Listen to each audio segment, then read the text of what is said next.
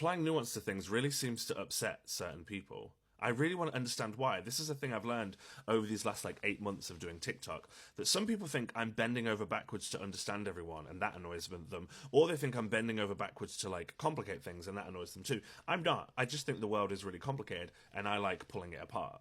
There was a small group of people who were in the comments yesterday on the video I did about Julia Fox and Marlon Wayans, the one where she's interrupting him all of the time, and I was trying to apply some context that I thought I was seeing. I'm speaking to those people because most people got it. Most people were just really appreciative of what I'd done, or they added their own context, or they pulled it apart in a different way.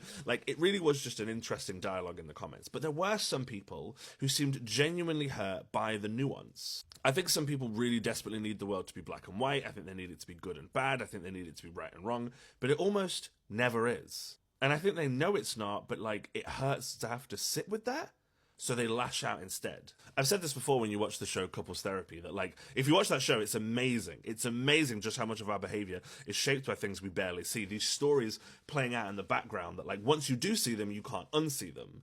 You realize just how little of your life fits into a binary and how much you're being controlled by unseen forces. But whenever I try to talk about that kind of complexity, it seems to offend people across a whole political spectrum. I used to think this was just predominantly right-wing, and I do think there was a little bit of that in the comments of what I was doing. There were a lot of people saying, well, it's just rude to interrupt someone. You don't need to do all this work. It's just rude.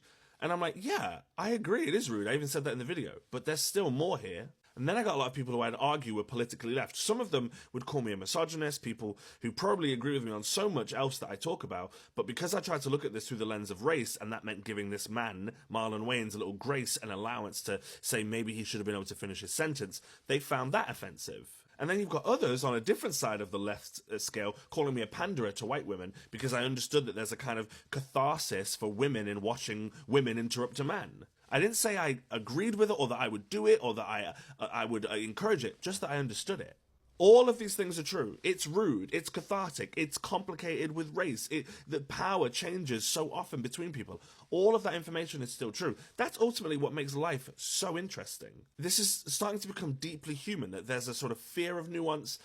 I wouldn't necessarily call it the death of nuance, but I would certainly say some people are allergic to it.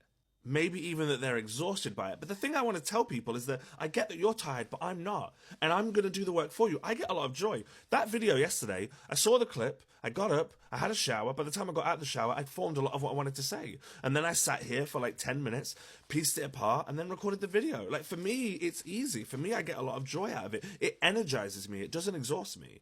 So for those of you who are tired by nuance, those of you who do roll your eyes at it, just know that the world isn't simple, and there are some of us out there, fortunately for you, who enjoy pulling it apart.